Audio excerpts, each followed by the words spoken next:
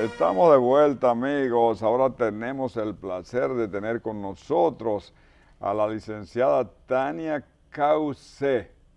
Ella es cubana, con un tiempo en la República Dominicana, siendo como secretaria política de la Embajada de Cuba en la República Dominicana. Tenemos el honor de tenerla aquí. Bienvenida, licenciada. Gracias, Aurelio. Muchas gracias. Me alegra que esté aquí.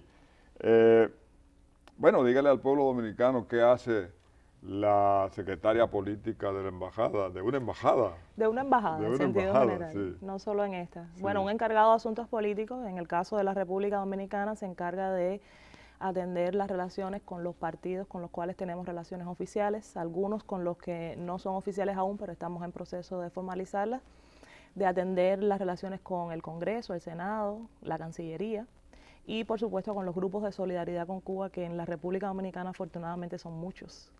Sí, es que no podemos decir que es de todo el pueblo. Y de toda la vida. Así es. Y de toda la vida. Ese renglón que no lo tienen muchas embajadas, ustedes sí tienen que tenerla, porque esa es una lucha permanente, la lucha por la solidaridad, que siempre ha ganado Cuba.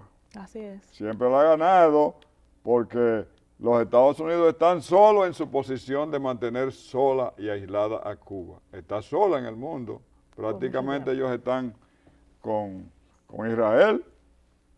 Bueno, en el caso de la votación contra el bloqueo, que es uno de los principales puntos de conflicto en las no relaciones que tenemos con el gobierno de los Estados Unidos, durante más de 20 años ya el gran conglomerado de países que son miembros de las Naciones Unidas vienen condenando el bloqueo genocida, brutal, esa guerra económica contra nuestro pueblo. Y ha llegado el punto en que nosotros pensamos que es muy difícil mejorar la votación, porque los únicos que votan en contra son Estados Unidos e Israel, otro estado bloqueador, en este caso el pueblo palestino. Entonces sí, realmente varias administraciones, ya más de 10, en estos más de 50 años de revolución, pues se han visto aisladas con respecto a la creciente solidaridad con Cuba en el mundo. Pero siempre que hay un nuevo gobierno, un nuevo presidente, siempre hay una nueva expectativa. Y con Obama hubo una expectativa grande, pero que parece que se agota, porque ya Obama va para 6 años, solo prácticamente le quedan 2 años de administración y no hay ningún cambio significativo. Quienes conocen la historia de Cuba y la historia de Estados Unidos, no se hicieron muchas ilusiones. Y en ese caso me incluyo, nos incluimos, los que hacemos política en Cuba. No nos hicimos realmente muchas ilusiones. Si usted hace un recuento, realmente con administraciones demócratas ha sido los momentos más difíciles de las relaciones.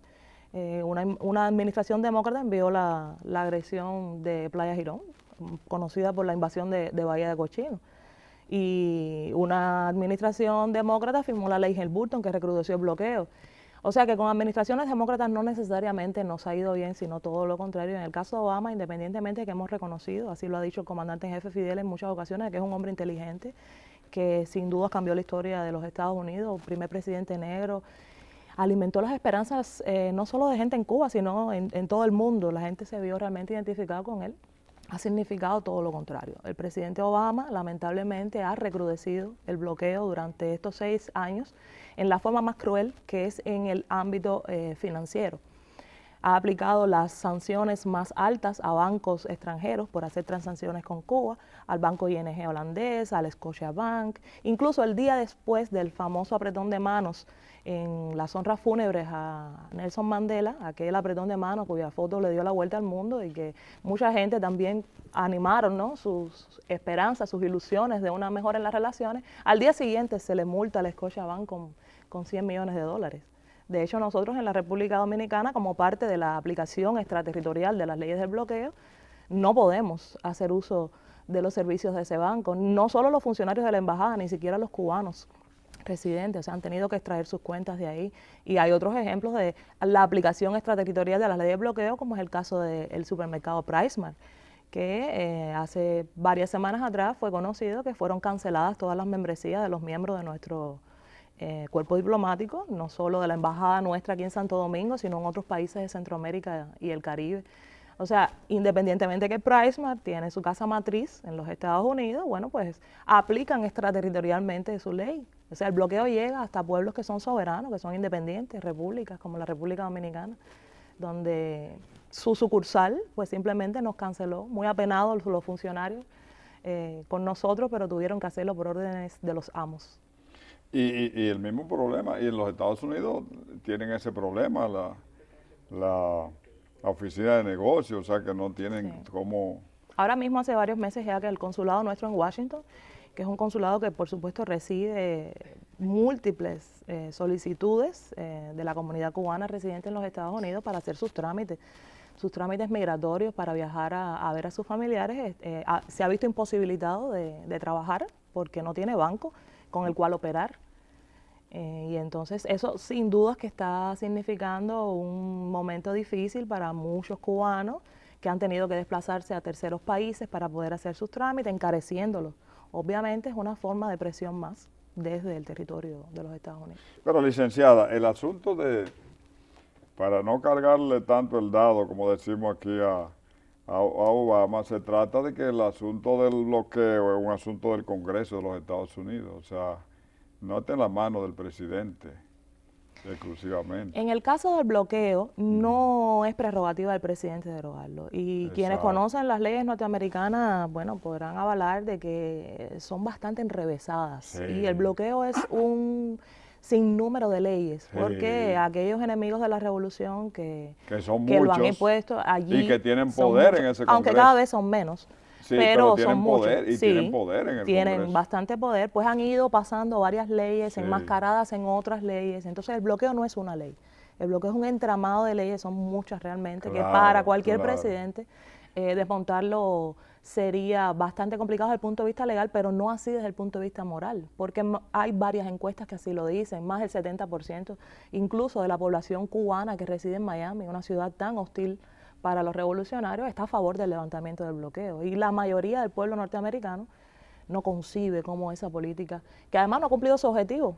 Absolutamente. Porque el objetivo, así lo dicen desde que se impuso, era asfixiarnos, era que la población se sintiera tan mal con el gobierno que se sublevara. Exacto, y entonces el objetivo está a todas luces y después incumplido. Y 55 años de revolución es más que fehaciente de muestra de que no, de que es un fracaso, de que ha sido un fracaso. Sí, a un fracaso, pero a un alto costo para nuestro pueblo. A un costo muy grande.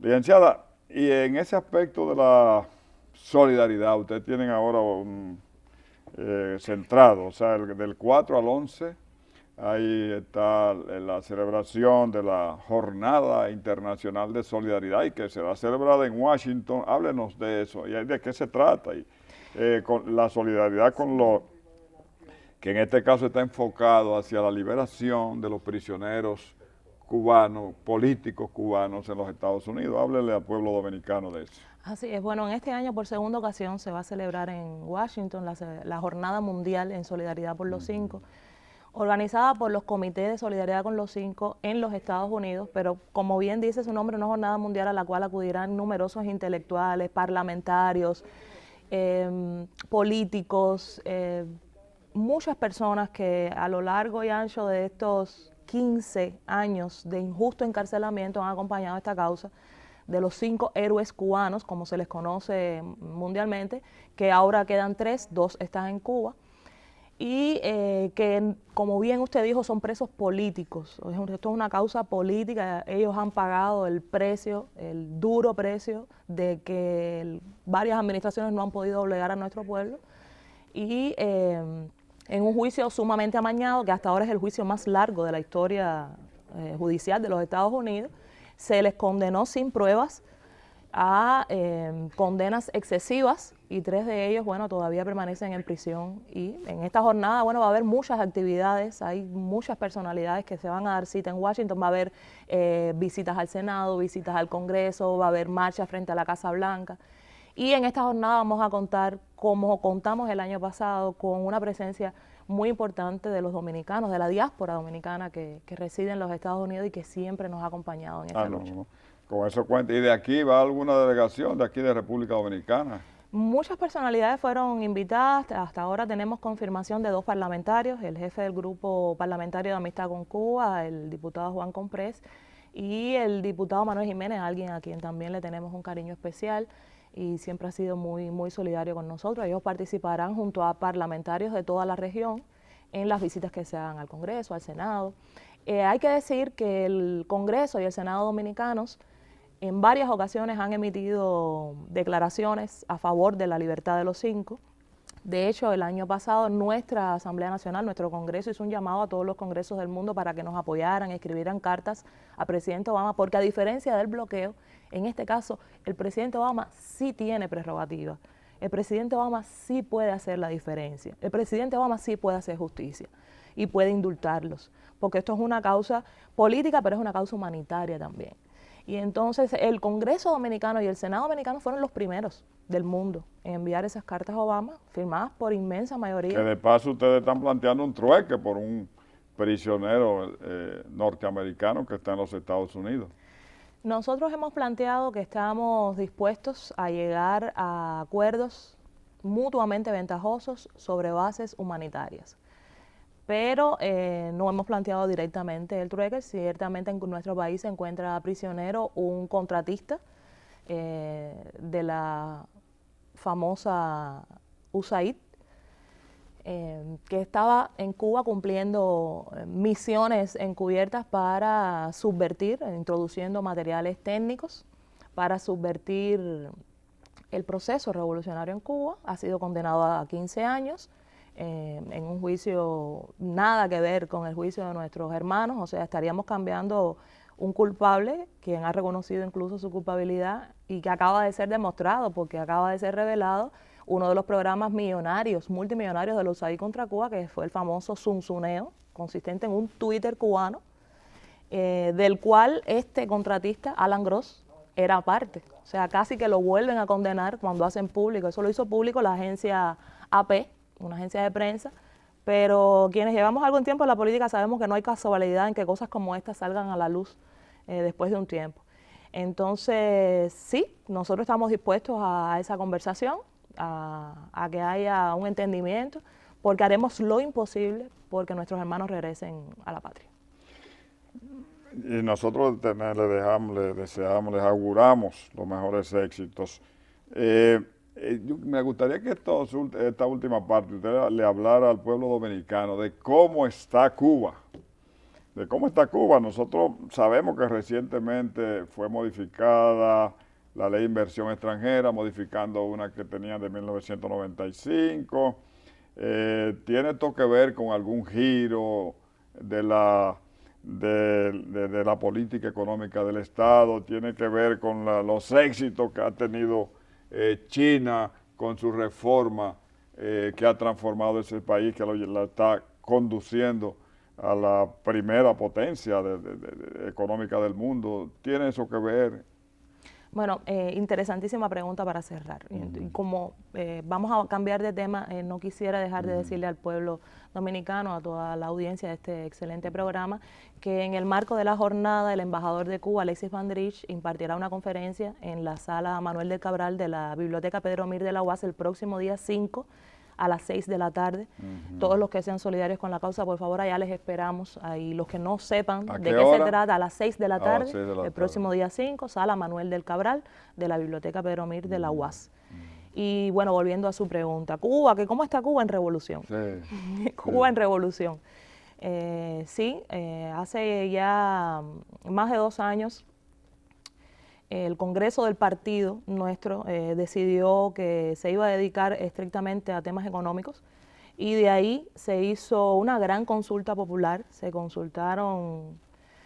Hubo 8 millones de intervenciones en todo el pueblo, se hizo una consulta en cada barrio, en cada cuadra, en cada casa, sobre cómo los cubanos querían que se encaminara la economía. Nuestra economía realmente atraviesa por momentos muy difíciles, cuya razón fundamental para estar mal es el bloqueo. Justamente le he hecho la pregunta porque son varias etapas. La etapa de la bonanza, antes de la caída del muro de Berlín, el periodo especial de la carencia extrema después de la caída de ese muro, y la asistencia solidaria que tenían de la Unión Soviética y luego el proceso de recuperación que están llevando, ¿no? Exacto, está en curso. Está en curso. Bueno, vienen los lineamientos de la política económica que ahí se recogen cómo queremos conducir estas reformas del modelo económico, este cambio del modelo económico cubano. Nosotros teníamos una lista enorme de subsidios y gratuidades. En el esfuerzo de la revolución, del proyecto que llevamos adelante de llevar la mayor cantidad de igualdad a nuestro pueblo, caímos en muchas ocasiones en el igualitarismo. Y desafortunadamente Cuba es un país donde mucha gente podía vivir sin trabajar, porque prácticamente, o sea, estamos hablando de un país donde la educación es totalmente gratuita, donde la salud es totalmente gratuita, donde el acceso al deporte es prácticamente gratuito. Entonces, pues el Estado subvencionaba una gran cantidad de cosas, incluyendo la alimentación y estos servicios que son fundamentales. Y mucha gente, pues nada, recibía lo mismo el que trabajaba y aportaba muchísimo a la sociedad que el que no lo hacía. Eso ya llegó a su fin, sencillamente no se puede sostener. Y eso es una de las razones que nos conduce a este momento. Entonces, la nueva ley de inversiones forma parte de ese proceso de transformación. Hay muchas expectativas. También hay muchas expectativas con la próxima apertura del puerto del Mariel, que está llamado a convertirse en el puerto más importante de la región, y la zona económica de desarrollo especial en la misma zona del Mariel. Se están estudiando ya más de 30 proposiciones. Bueno, acaba de ir una delegación importantísima de México, y bueno, el presidente de la Cámara de Comercio de los Estados Unidos en el día de ayer se reunió con nuestro presidente, Raúl Castro. Habría que ver cómo funciona eso en la lógica del bloqueo, pero sin duda que muchos empresarios norteamericanos están interesados. De hecho, se acaba de firmar una carta por más de 50 personalidades que no son muy conocidas por ser amigos de Cuba. Entre ellos está Negro Ponte, está James Stavridis, que fue jefe del Comando Sur, están los Fanjul, por ejemplo. Hay muchas personalidades que le están pidiendo al presidente, dame un cambio de política, porque Cuba sigue cambiando, sigue en revolución, seguimos adelante, y hay quienes no se quieren quedar fuera, como es natural. Sí. Bueno, tenemos fe y parece que esa es la tendencia de que el mundo va a derribar el bloque, el muro del bloqueo de los Estados Unidos. Esa es la dinámica del mundo, esa dinámica social. Bueno, licenciado. Muchísimas gracias, Ha Aurelio. sido un placer tenerla Igualmente. aquí. Amigos, ha sido la presencia de Tania Cauce, quien es la secretaria política de la Embajada Cubana en la República Dominicana. A ella, gracias por venir, y a ustedes por mantenerse ahí siempre con Hablan los Líderes. Hasta el próximo domingo. Muy bueno.